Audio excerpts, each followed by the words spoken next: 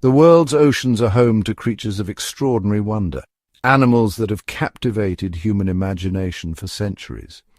Among these are two magnificent titans, each a master of its own realm.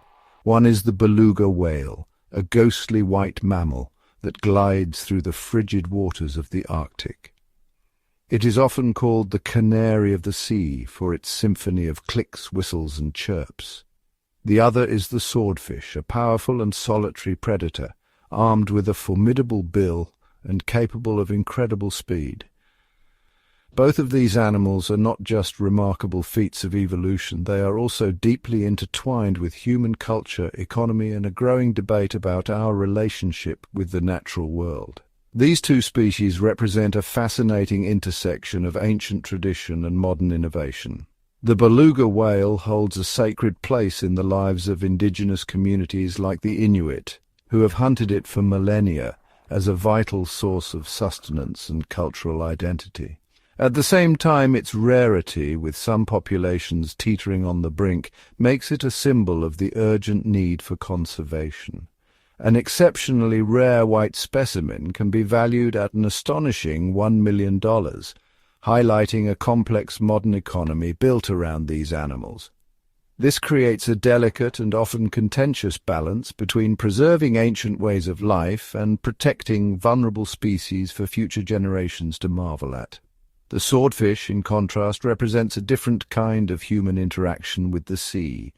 It is a prize sought after not just for its strength and beauty, but for its value in the global seafood market. Catching this elusive hunter is a high-stakes endeavor, one that has evolved from simple lines and hooks to a sophisticated operation involving satellites, sonar, and advanced tracking systems.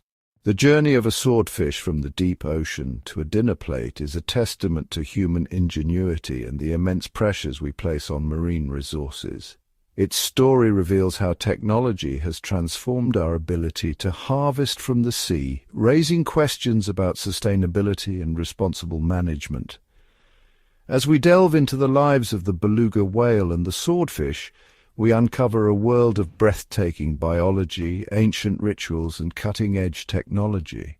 We will explore the beluga's unique adaptations to its icy home and the profound respect embedded in the traditional Inuit hunt. We will then journey to the warmer waters where fishermen engage in a high-tech pursuit of the mighty swordfish, a process where every step is crucial to its market value. Ultimately, the stories of these two incredible creatures force us to confront one of the most pressing questions of our time. How can we honor our traditions and meet our needs while ensuring the survival of the magnificent life that shares our planet? In the vast frozen expanse of the Arctic and subarctic, a remarkable creature glides beneath the ice, perfectly adapted to a world of extremes.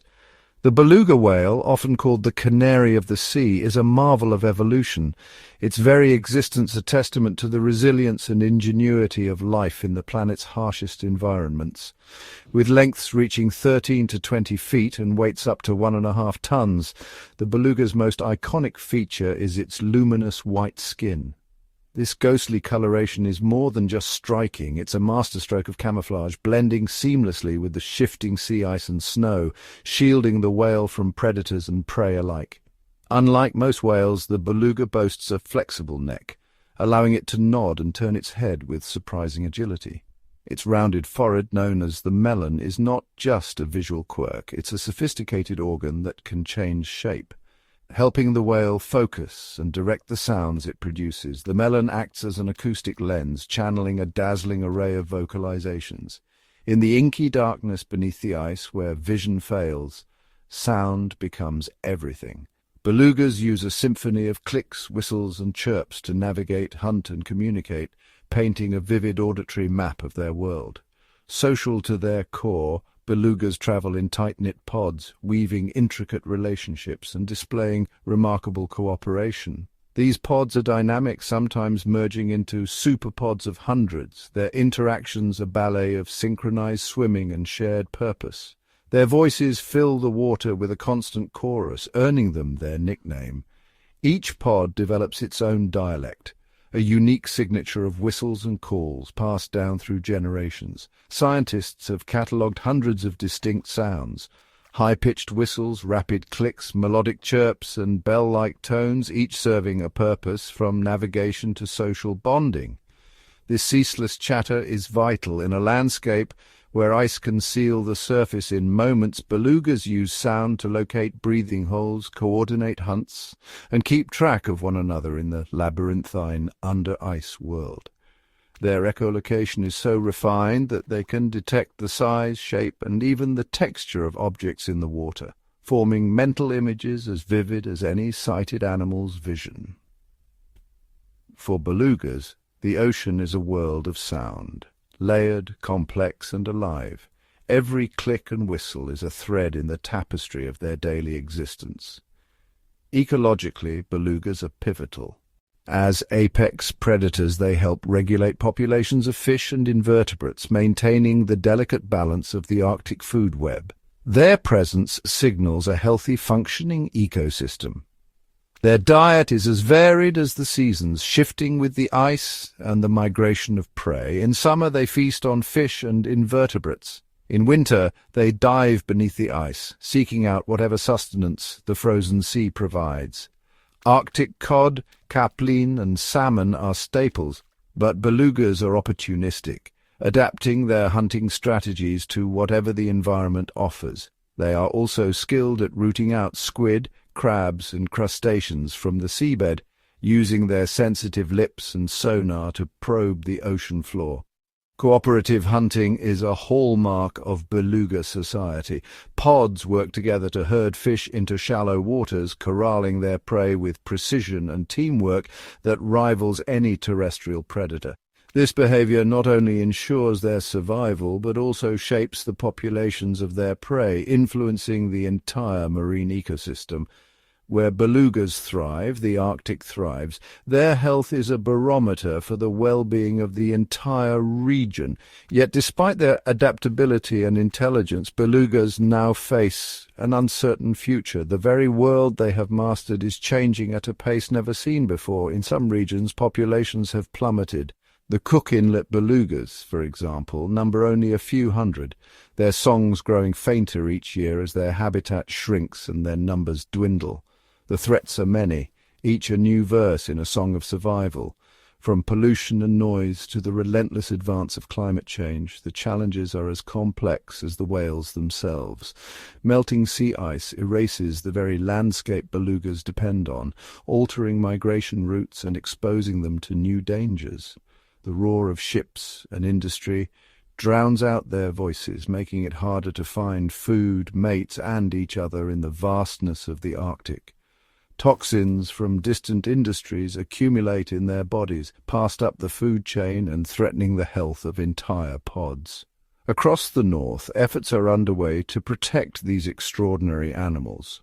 For many Arctic peoples, the beluga is more than a whale. It is a symbol of endurance, a source of sustenance, and a living link to the rhythms of the sea and ice.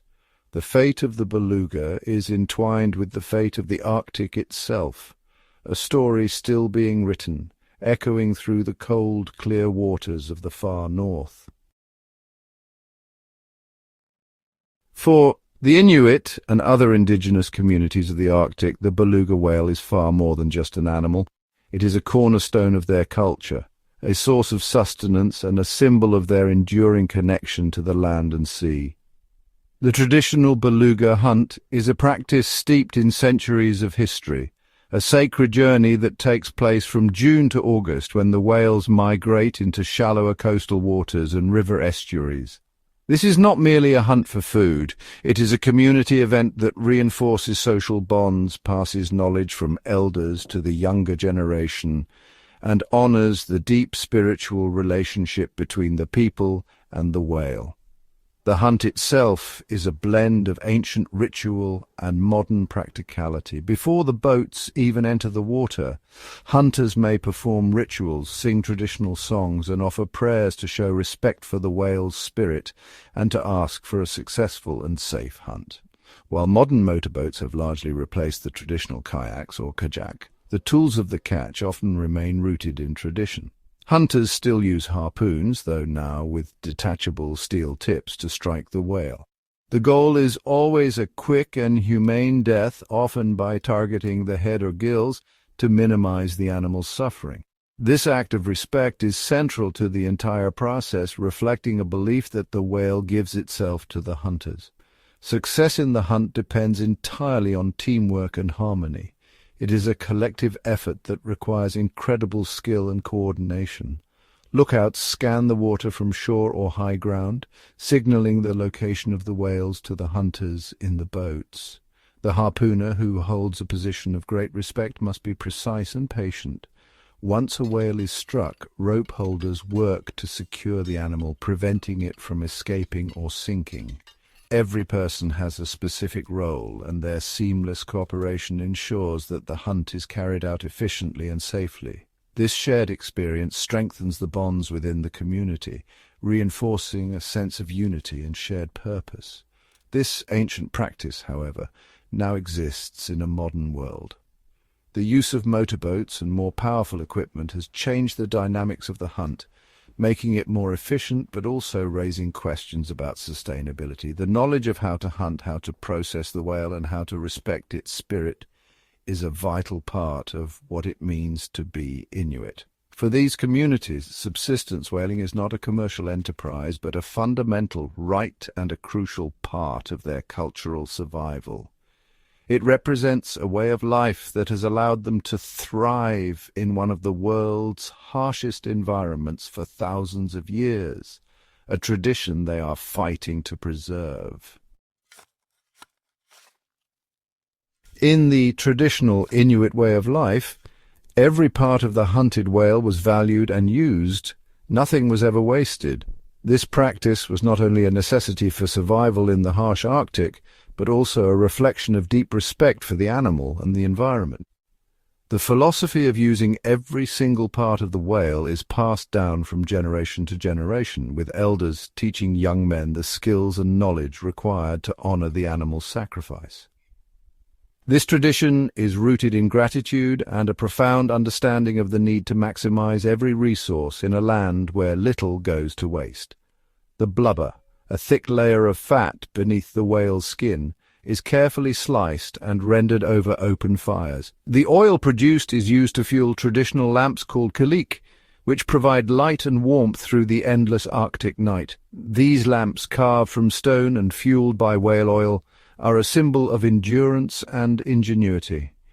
The meat and organs are divided among the community, ensuring that every man and child receives a share of this vital food source. Rich in protein and essential vitamins, these parts of the whale are crucial for survival, especially during the long winter months when other sources of nutrition are scarce. The skin, known as muktuk or maktak, is a prized delicacy. It is rich in vitamin C, which helps prevent scurvy, a constant threat in the Arctic. Slices of muktuk are shared at gatherings, connecting the community through tradition and sustenance.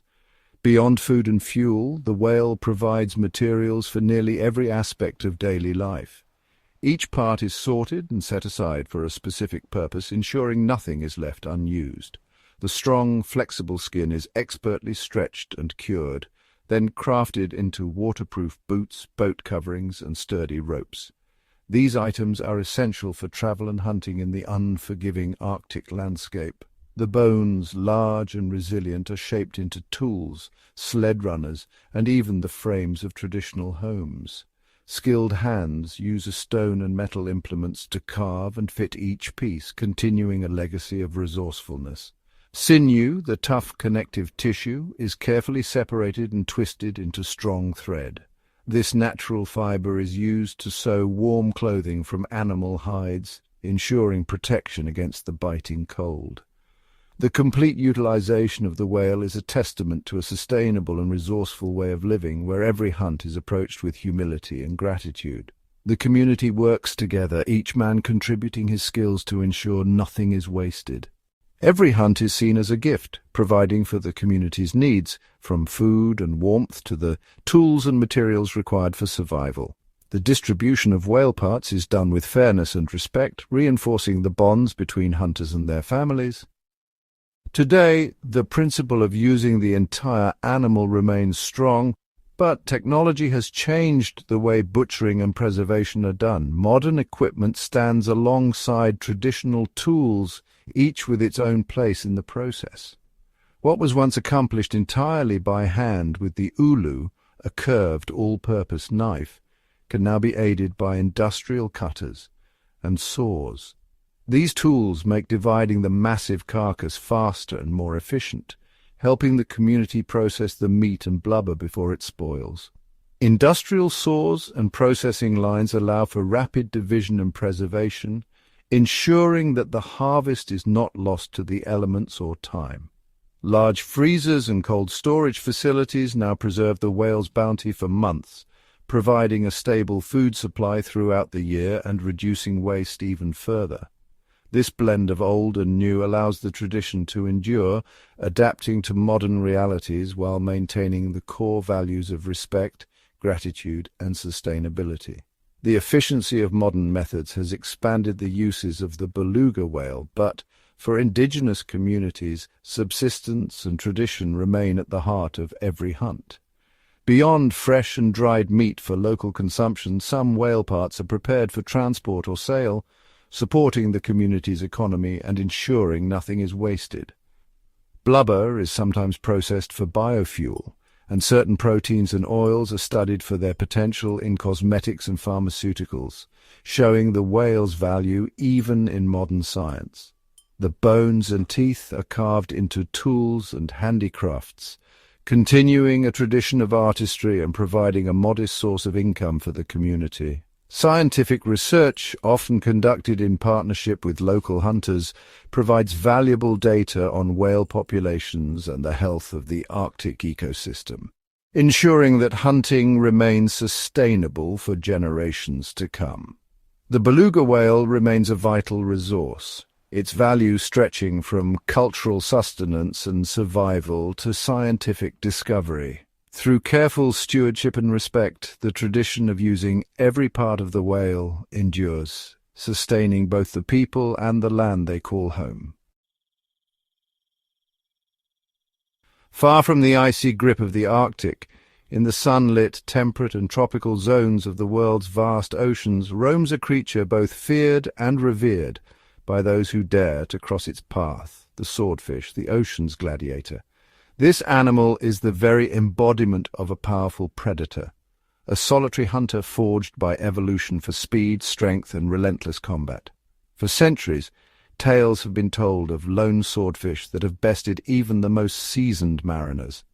Their speed and cunning the stuff of legend. Its most iconic weapon is its long, flat, sword-like bill, not a tool for spearing, but a blade for slashing and stunning prey. With a single, lightning-fast swipe, it can incapacitate schools of squid and smaller fish, turning the chaos of the hunt into a deadly ballet. Adult swordfish are true titans of the sea, growing up to 10 feet in length and weighing over half a ton, more than 1,000 pounds. Ancient mariners once mistook these giants for sea monsters, their size and power inspiring both awe and fear. Swordfish are giants not just in size, but in spirit. They are respected by fishermen for their raw strength and indomitable will, often earning nicknames like the Gladiator of the Deep. Among the fastest fish in the sea, swordfish can reach speeds exceeding 37 miles per hour. Their acceleration is so explosive that old sailors' tales speak of swordfish ramming wooden ships, their bills piercing hulls as if challenging the vessels themselves. This incredible velocity is powered by a perfectly streamlined muscular body and a massive crescent-shaped tail. Every muscle fibre is tuned for the chase, every movement a testament to nature's engineering. Unlike most large fish, swordfish are warm-blooded. A specialized organ near their eyes heats their brain and vision centers, a biological marvel that allows them to hunt with razor-sharp focus even in the frigid, lightless depths. This adaptation lets them dive to over 500 meters, where sunlight fades and the cold bites, Here, in the abyss, the swordfish reigns supreme, its senses heightened, its reactions swift as it stalks prey in the darkness. Enhanced vision and lightning reflexes give the swordfish a decisive edge, allowing it to strike with deadly precision in the blackest waters. To catch a swordfish is to enter into a battle of wits and endurance. Legendary encounters are etched into maritime history. Stories of men locked in hours-long duels, their arms aching, their resolve tested by the relentless power of the fish at the end of the line. The swordfish's solitary nature, preference for deep water, and sheer might make it one of the most elusive and challenging prizes in commercial fishing. Only the most determined and skilled dare to pursue it. When hooked, a swordfish transforms into a living tempest, leaping from the water, thrashing and making blistering runs that can strip reels and snap lines. Old-timers speak of swordfish that fought so fiercely they broke free, leaving only stories and snapped gear behind. The difficulty of the catch, combined with the high demand for its meat, has made the swordfish a coveted trophy. In bustling fish markets, a perfect swordfish commands respect and a premium price.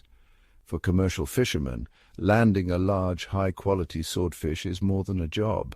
It is a badge of honor, a testament to skill, patience, and courage. The tales of such catches are passed down, becoming part of the lore of the sea. Yet the value of a swordfish is never certain until the moment of sale. The ocean gladiator's worth is as fragile as it is immense. The quality of its meat, and thus its price, depends entirely on how it is handled from the instant it is brought aboard. Mishandling can turn a prize catch into a costly disappointment. To fetch the highest price, the fish must be pristine, its body unblemished, its flesh a vibrant red, its fins, nose and tail intact. Every detail matters. The fins, nose and tail must remain whole, the body straight, the meat fresh and red, signs of a catch handled with expertise and care. If the fish struggles too long, dies before landing, or is bruised in the fight, its value can be slashed in half. The ocean gladiator's final worth is as much about the battle as the aftermath. This fragility demands that fishermen be not only master hunters but also meticulous stewards, guardians of a legendary prize whose story is written in every scar, every scale, and every hard-won victory at sea. In the dead of night, far from the safety of shore, a modern sword-fishing vessel slices through the waves, its deck aglow with the cold light of digital screens and navigation panels. The hunt for swordfish has become a high-stakes, high-tech pursuit, a far cry from the days of simple hooks and wooden boats. Every move is calculated, every decision driven by data, and the ocean itself becomes a chessboard where technology and instinct collide. The primary weapon in this modern arsenal is the longline, a fishing method that has evolved into a marvel of engineering and strategy.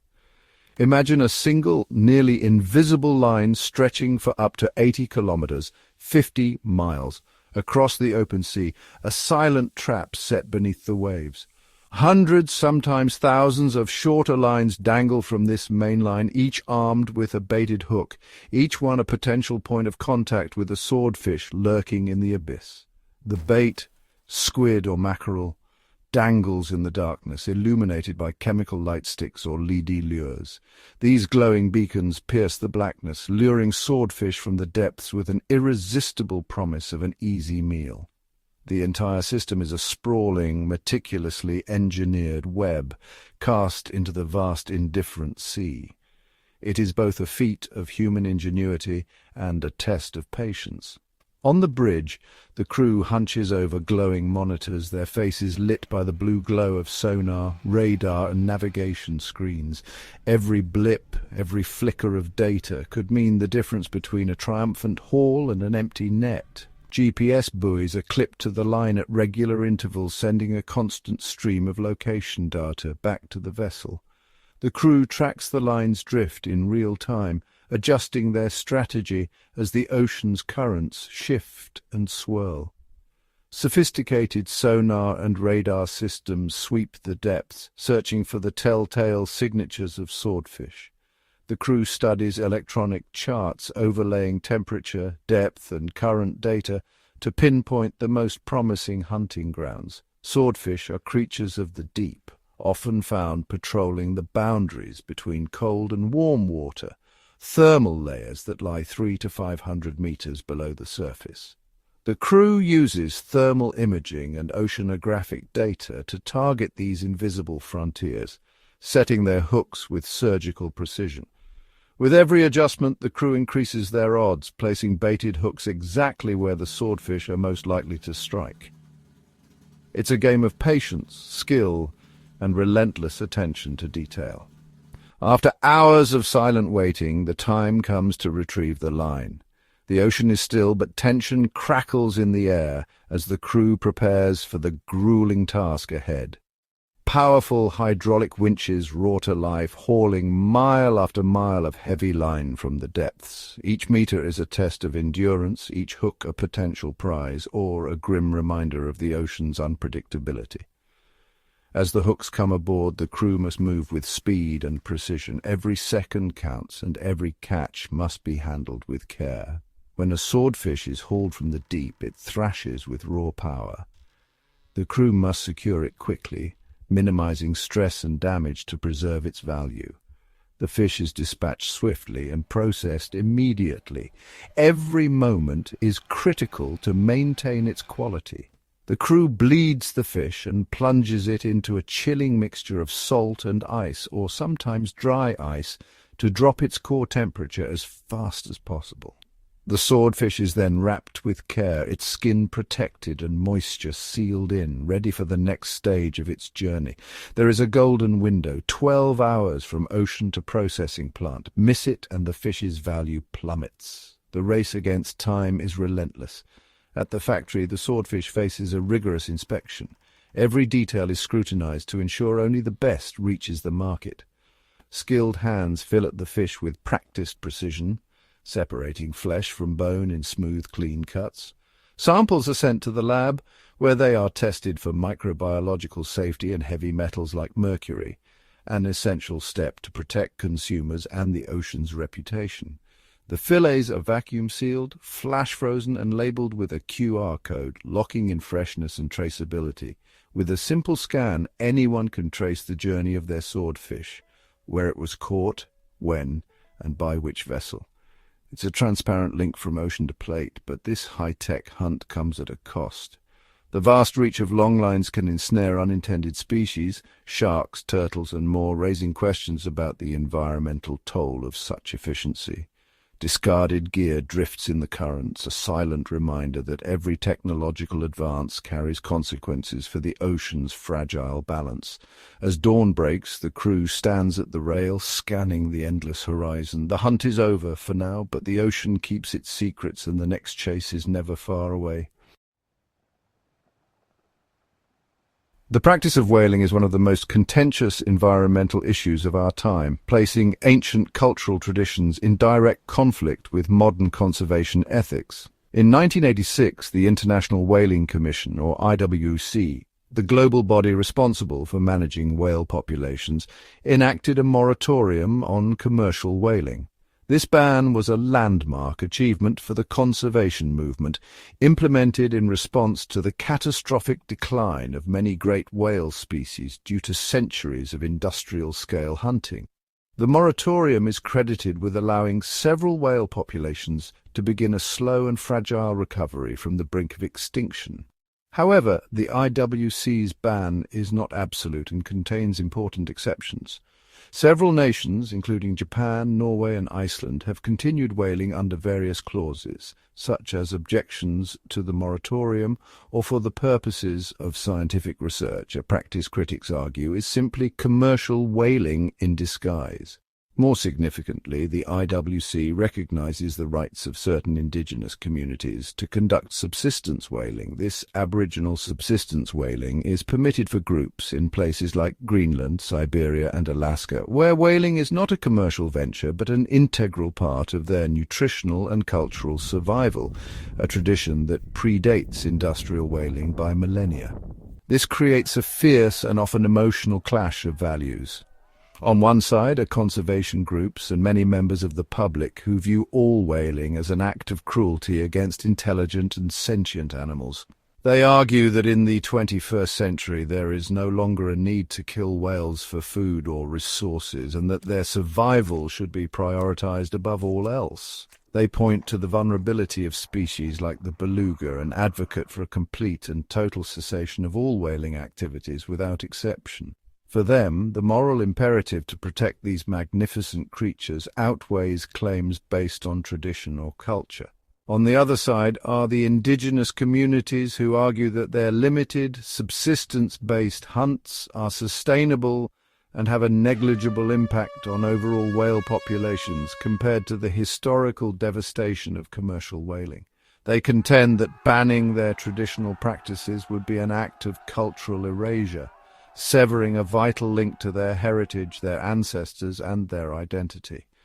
For them, the debate is not just about an animal. It is about their right to self-determination and the preservation of a way of life that has coexisted with whales for thousands of years. This tension between cultural survival and species conservation remains a complex and unresolved challenge for the global community. The ethical debates are profound, with conservationists emphasizing the need to protect these majestic creatures from extinction, while indigenous communities stress the importance of preserving their cultural heritage and way of life. Conservation efforts have made significant strides, but the path forward requires a delicate balance, respecting both the natural world and the rich traditions of human societies. The ocean is a world of contrasts, vast, mysterious, and teeming with life, yet increasingly under siege. Both the beluga whale and the swordfish, though they inhabit different realms of the sea, are united by a common struggle, the relentless threats to their survival, most of which are the direct result of human actions. For the beluga, the Arctic is home, a place of ice and silence, but this sanctuary is vanishing. The most urgent danger is the rapid transformation of its frozen habitat. Climate change is melting sea ice at a pace never before witnessed in human history. The ice that once shielded belugas from predators and provided a stable environment for migration and calving is disappearing, forcing these whales to adapt to a world that is changing faster than they can. As the Arctic opens up, industry follows. Shipping lanes cut through once pristine waters, and resource extraction projects threaten to disrupt the delicate balance of this ecosystem. The roar of engines and the churn of propellers create a wall of noise beneath the waves. For belugas, who rely on sound to communicate, navigate, and find food, this is a disaster. Mothers and calves can become separated, their calls lost in the din. The risk of ship strikes grows with every passing vessel.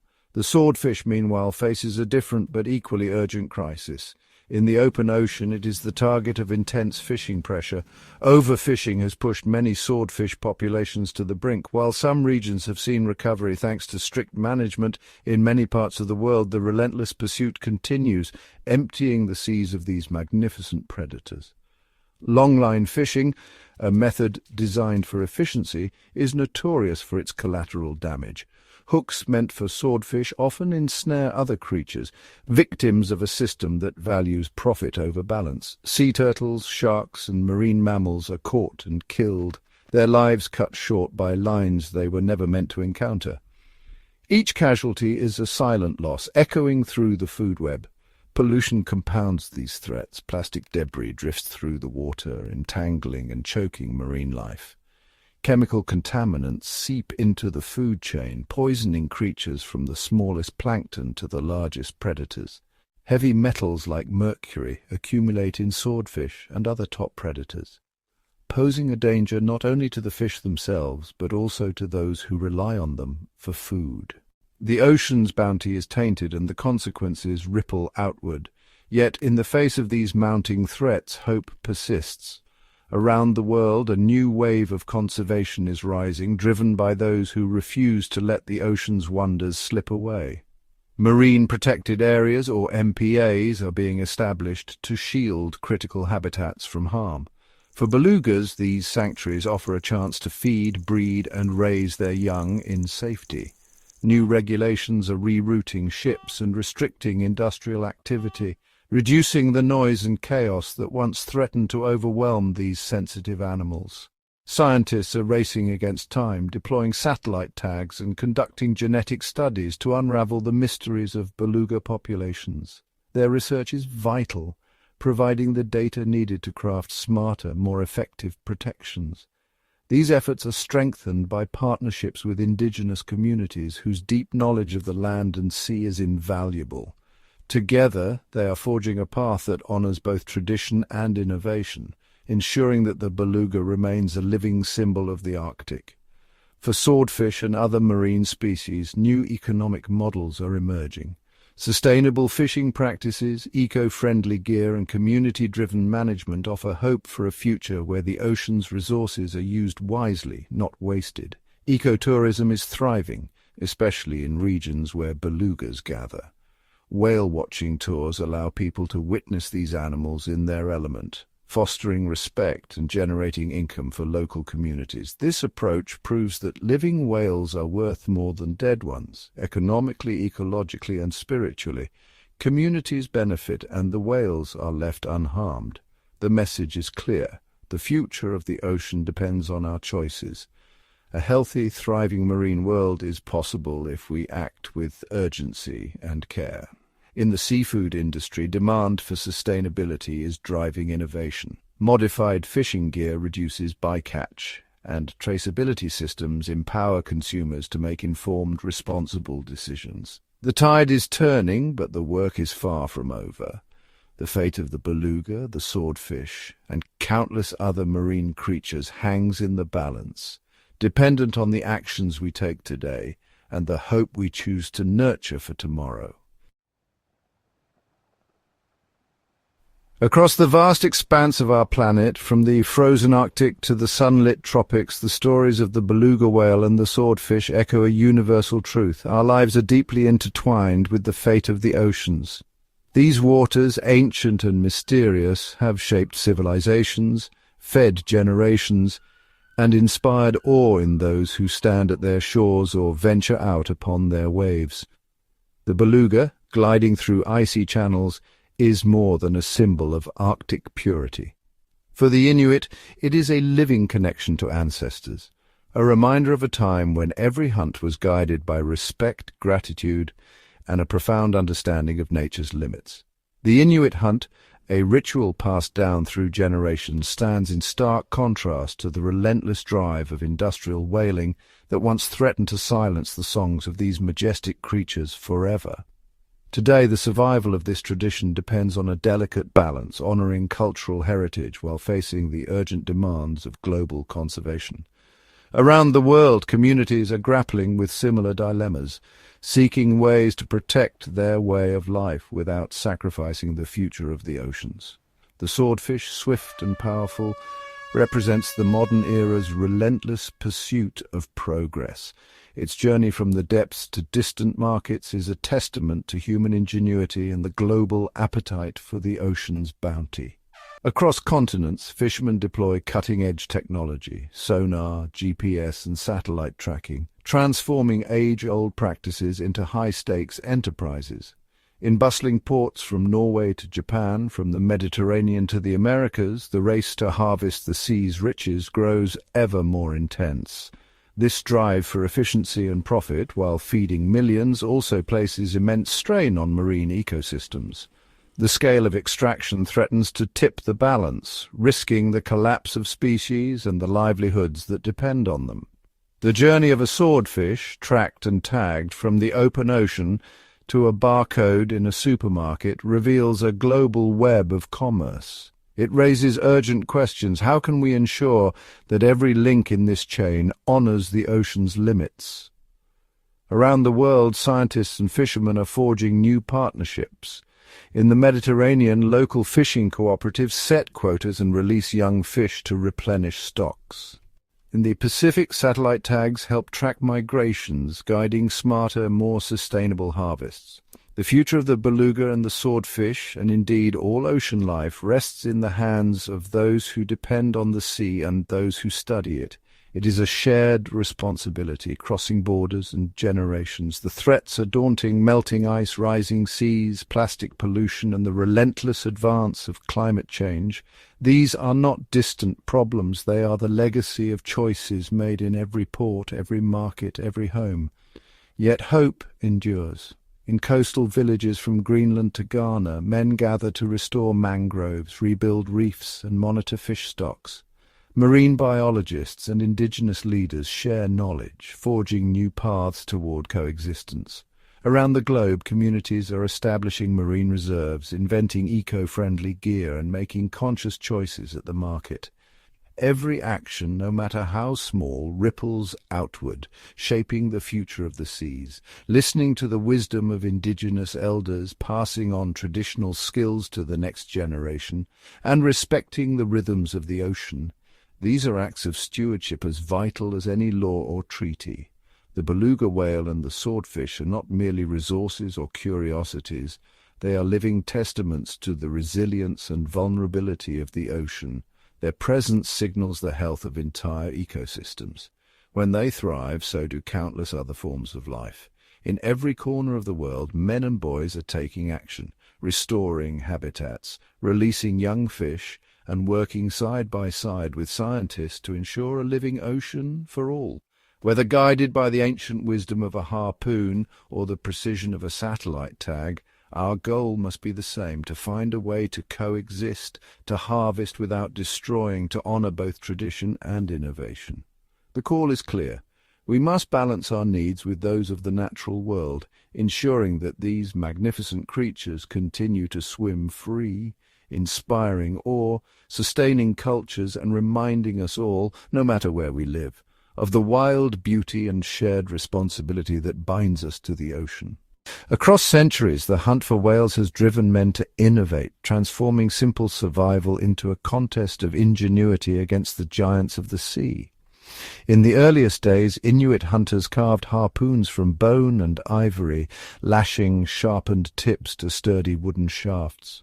Standing atop the shifting ice, they waited with patience, their small skin boats, kayaks and umiaks, gliding silently across frigid waters. Every strike demanded skill, courage, and a deep understanding of the whale's world. As time flowed on and new cultures joined the pursuit, the tools of the hunt grew more sophisticated. In the age of wooden sailing ships, European whalers set out in open whaleboats, oarsmen straining against the waves. Their harpoons, now forged from iron, were hurled by hand, attached to long coils of rope. A successful strike meant a desperate chase, a battle of stamina as the wounded whale dragged the boat through icy spray, men bracing for the final dangerous approach. The Industrial Revolution brought a new era. Steam-powered ships replaced wind and muscle, carrying hunters farther into the uncharted ocean. Explosive-tipped harpoons, devised in Norway and quickly spreading worldwide, transformed the hunt into a deadly science. Triggered on impact, these harpoons delivered a fatal blow, reducing the risk to men but increasing the toll on whale populations. On deck, winches and cranes replaced raw strength. Massive flensing knives, powered by steam or diesel, processed whales at sea, turning blubber into oil, bones into fertilizer, and meat into valuable cargo. The modern factory ship became a floating city of industry, able to stay at sea for months, harvesting entire pods with chilling efficiency. Today, traditional methods survive in remote Arctic communities where hunters still craft harpoons by hand, guided by ancestral knowledge and respect for the animal. Elsewhere, technological progress continues to reshape the hunt. Sonar and radar scan the depths, satellite navigation pinpoints migrating pods, and high-speed vessels close the distance with relentless precision. From carved bone to cold steel, from silent kayaks to roaring engines, the evolution of whale hunting technology tells a story of adaptation, ambition, and the ever-shifting balance between man and nature. Each tool, each technique is a reflection of its time, shaped by necessity, ingenuity, and the enduring quest to master the ocean's mightiest inhabitants. Beneath the surface of the world's oceans, a silent shift is underway, one that challenges the ancient bond between whales, their hunters, and the sea itself. Climate change, once a distant concern, now shapes every corner of the whale's vast domain. As global temperatures rise, ice caps and glaciers retreat, transforming the Arctic seascape at an unprecedented pace. Where sturdy floes once provided shelter and hunting grounds, open water now stretches for miles. Bowhead and beluga whales, once masters of the ice, find their migration routes altered, their feeding grounds vanishing beneath the warming sun. The sea itself grows less hospitable. Warmer waters disrupt the delicate balance of plankton blooms, the foundation of the ocean's food chain. Krill, the tiny crustaceans that sustain mighty blue whales, shift their range, following cooler currents ever farther from traditional feeding grounds. For some species, this means longer, more perilous journeys. For others, it means hunger and decline. Ocean acidification, driven by rising carbon dioxide, weakens the shells of plankton and mollusks. The ripple effect travels up the food web, threatening not just whales, but every creature that shares their world. Even the songs of the whales are changed. Melting ice opens new shipping lanes, bringing a constant hum of engines and sonar that drowns out the ancient calls whales used to navigate and find each other. The ocean, once a sanctuary of sound, becomes a battleground of noise. In some regions, increased rainfall and melting permafrost wash pollutants into the sea, concentrating toxins in the blubber of whales. These poisons, invisible but deadly, travel up the food chain, weakening immune systems and reducing fertility. For centuries, whales have adapted to the ocean's rhythms. But as the climate shifts faster than ever before, adaptation becomes a race against time.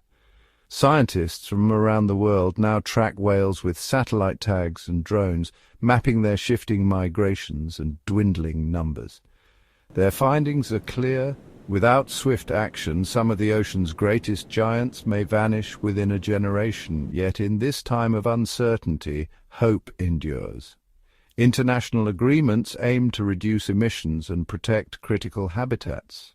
Indigenous hunters, guided by tradition and observation, are among the first to notice the changes, adapting their practices and sharing their knowledge with scientists.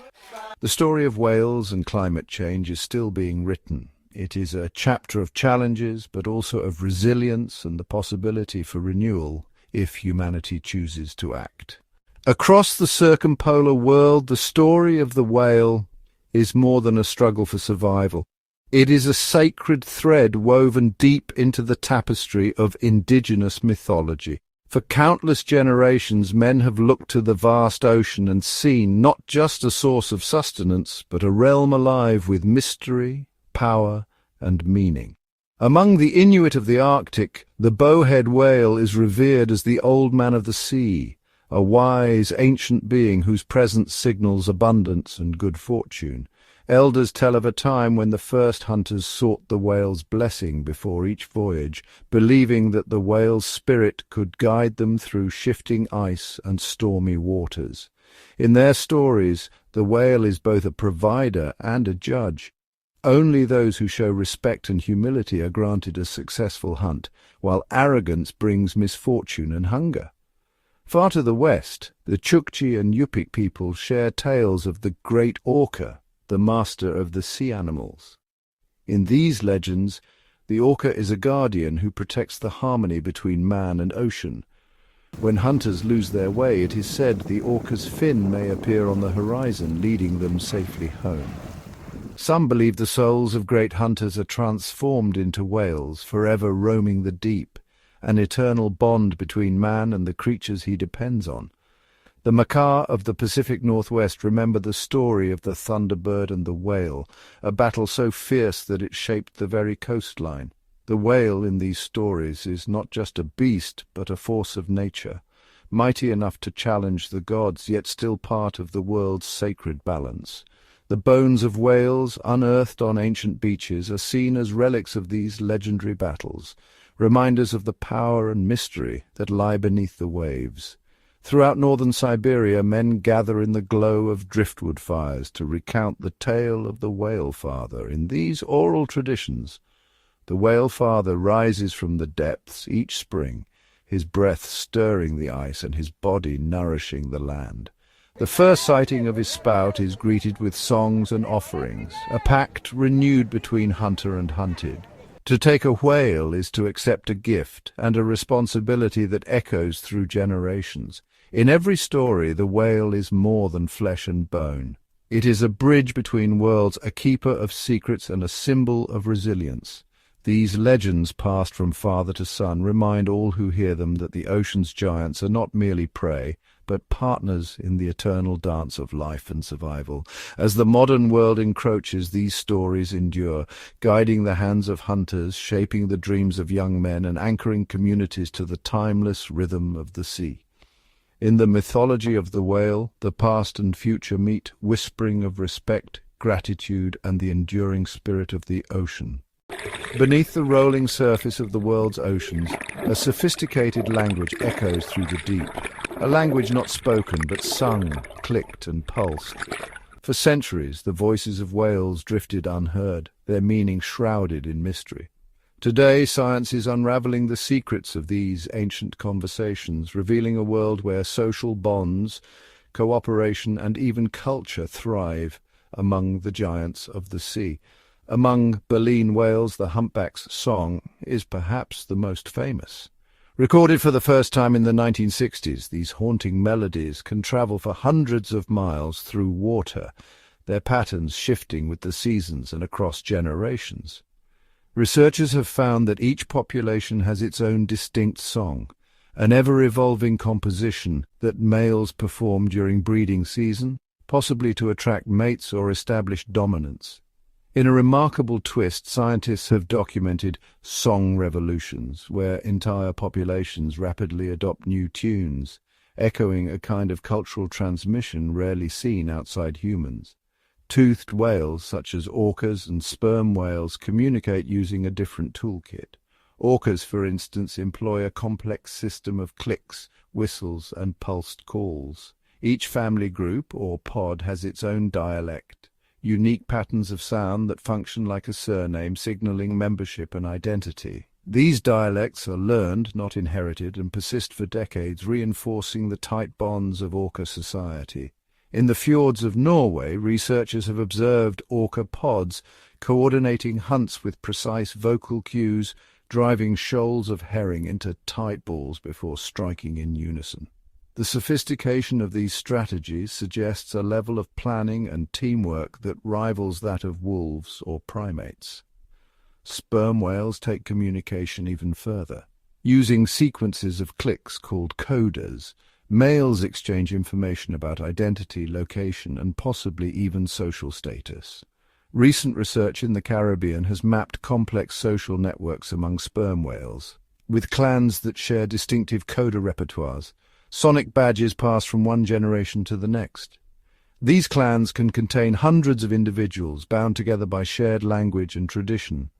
But whale communication is not just about sound. Social touch, synchronized swimming, and even bubble displays are part of the repertoire. Male humpbacks, for example, have been seen forming temporary alliances during courtship, their movements coordinated in a silent ballet. In the Arctic, bowhead whales rub against rocks to shed old skin, an act that scientists believe may double as a social gathering, a place to renew bonds and exchange information. The study of whale society has revealed a striking truth. These creatures live in worlds of remarkable complexity, where knowledge is passed down, alliances are forged, and the fate of individuals is tied to the strength of their community. As technology advances, hydrophones capturing distant calls, drones recording intricate behaviors, men continue to decipher the language of the sea's greatest inhabitants. Each discovery deepens our understanding of the shared intelligence and resilience that bind the ocean's giants together, and reminds us that, beneath the waves, an ancient conversation endures, one that men are only just beginning to hear. Across the vast expanse of the world's oceans, a silent alliance has formed, a network of nations, scientists, and conservationists united by a single mission to safeguard the future of whales. The story of whale protection is a testament to what can be achieved when borders dissolve in the face of a common cause. The journey began in the mid-20th century when the relentless pursuit of whale oil and meat pushed many species to the brink of extinction. In 1946, a pivotal moment arrived with the founding of the International Whaling Commission, or IWC. This global body, composed of member nations from every corner of the globe, set out to regulate the whaling industry and conserve whale populations. Its most significant achievement came in 1986 when the IWC imposed a moratorium on commercial whaling, a bold move that marked a turning point in the battle for whale survival. But the fight did not end there. New threats emerged: entanglement in fishing gear, ship strikes, ocean noise, and pollution. In response, a wave of international laws and agreements rose to meet these challenges. The Convention on International Trade in Endangered Species, better known as CITES, banned the global trade of whale products, closing key markets and reducing demand. Regional agreements, such as the Agreement on the Conservation of Cetaceans of the Black Sea, Mediterranean Sea and contiguous Atlantic area, ACOBAMs, brought countries together to protect whales in critical habitats. Organizations like the Whale and Dolphin Conservation Society, the Sea Shepherd Conservation Society, and Greenpeace have played crucial roles on the front lines, patrolling whaling hotspots, rescuing entangled whales, and lobbying for stricter protections. In the Southern Ocean, direct action campaigns have disrupted illegal whaling operations, while satellite tracking and aerial surveillance now help enforce international laws. These efforts have produced remarkable success stories. Humpback whale populations in the South Atlantic, once reduced to a fraction of their former numbers, have rebounded dramatically thanks to coordinated protection and monitoring. In the North Pacific, the grey whale, once feared extinct, has staged a comeback, its migration one of the longest and most closely watched on Earth. Still, the work continues. Sanctuaries now span thousands of square miles, from the Indian Ocean Whale Sanctuary to the South Pacific Whale Sanctuary. In these havens, whales migrate, feed and raise their young free from the threat of the harpoon. Yet, perhaps the greatest triumph lies in the transformation of human attitudes. Where whales were once seen as resources, they are now recognized as sentinels of ocean health, a living legacy that must be preserved for generations to come. Through international cooperation, cutting-edge science, and an unwavering commitment to conservation, men are forging a future where the songs of the giants will echo through the oceans for centuries. The protection of whales is more than a legal mandate. It is a global promise, renewed with every rescued calf, every breached net, and every nation that joins the cause. In the story of whale conservation, hope is not just a word, it is a legacy written across the waves. Beneath the surface of the world's oceans, whales shape life in ways that science is only beginning to understand. Far more than majestic giants, whales are vital architects of their ecosystems, engineers whose presence ripples through the food web, nurturing the health of the seas. One of the most profound contributions whales make is through a process known as the whale pump. As these massive animals dive to feed on nutrient-rich prey in the deep, and then surface to breathe and defecate, they bring essential nutrients like nitrogen and iron up from the ocean depths.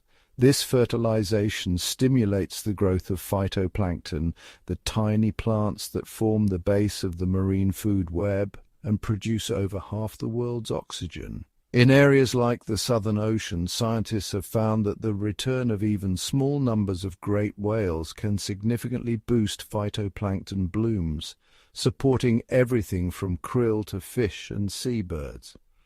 Whale carcasses, too, play a crucial role. When a whale dies and its body sinks, it creates a whale fall, a sudden, massive influx of nutrients to the ocean floor. These whale falls become oases in the deep, sustaining unique communities of creatures for decades. Studies in the Pacific have documented over 400 species thriving on a single whale fall, from giant isopods to specialized bone-eating worms. Whales also influence the behavior and abundance of their prey. By feeding on large quantities of krill, squid, and small fish, they help regulate populations and maintain balance within marine communities. In the North Atlantic, the decline of great whales once led to a surge in certain fish species, which in turn disrupted the ecosystem and altered food webs. The impact of whales even extends to climate regulation. By supporting phytoplankton growth, whales indirectly help capture vast amounts of carbon dioxide from the atmosphere, locking it away in the deep ocean when plankton die and sink. Recent studies estimate that the carbon sequestration potential of recovering whale populations could be equivalent to planting millions of trees. Case studies from the Gulf of Maine, the Southern Ocean, and the North Pacific all confirm one truth. The presence of whales is linked to richer, more resilient marine environments. Their loss triggers cascading effects, reducing productivity, altering food webs, and weakening the ocean's ability to absorb carbon. In protecting whales, humanity is not simply saving a species, it is preserving the very foundation of ocean health. Whales are not just symbols of the wild, they are keystones holding together the intricate tapestry of life beneath the waves. Their continued survival is inseparable from the future of the sea itself.